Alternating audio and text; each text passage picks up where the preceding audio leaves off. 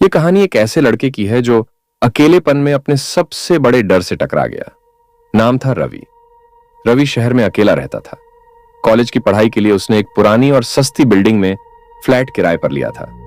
चारों तरफ खामोशी, पुरानी दीवारें और रात को सुनाई देती अजीब अजीब आवाजें। रवि ने सोचा था कि यह सब उसका वहम है, लेकिन हकीकत उससे कहीं ज्यादा खतरनाक थी। रात के 11 बज रहे थे। रवि अपनी पढ़ाई में डूबा हुआ था। अचानक उसे महसूस हुआ कि किसी ने कमरे का दरवाजा खटखटाया। वह चौकन्ना हो गया। उसने जाकर दरवाजा खोला, लेकिन बाहर कोई नहीं था। एक ठंडी हवा का झोंका उसके चेहरे से टकराया। वह वापस अपनी कुर्सी पर बैठा, लेकिन मन में अजीब बेचैनी थी। रात के 2 बजे जब वह सोने की कोशिश कर रहा था, तो उसे लगा कि कोई उसके बिस्तर के पास खड़ा है। उसने डरते डरते आंखें खोली, लेकिन वहां कुछ नहीं था। पर तभी उसे अपने कानों के पास किसी के सांस लेने की आवाज सुनाई दी।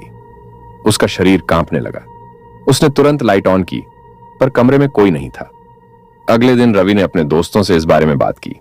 एक दोस्त ने कहा, अरे तेरा वहम है। दूसरे ने कहा, वो बिल्डिंग तो बदनाम है, वहां पहले भी अजीब घटनाएं हो चुकी हैं।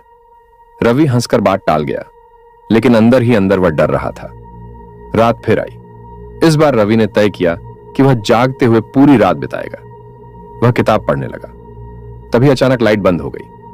पूरा कमरा अंधेरे में डूब गया। उसने अपना फोन उठाया, लेकिन बैटरी खत्म हो चुकी थी। तभी उसे लगा कि कोई उसके पीछे खड़ा है। उसने कांपते हुए पीछे मुड़कर देखा, और जो उसने देखा उसने उसकी रूह को झकझोर कर रख दिया। एक काली परछाई, लंबी, झुकी हुई, और उसकी आंखों में लाल चमक। वह परछाई धीरे धीरे उसकी तरफ बढ़ने लगी। रवि चीखना चाहता था, पर उसकी आवाज जैसे गले में ही फंस गई। वह परछाई उसके बिल्कुल करीब आ गई और एक गहरी डरावनी आवाज में बोली, तुमने मेरा घर छीन लिया है, अब मैं तुम्हें यहां अकेला छोड़ने नहीं दूंगी। रवि ने हिम्मत जुटाई और किसी तरह कमरे से बाहर भागा।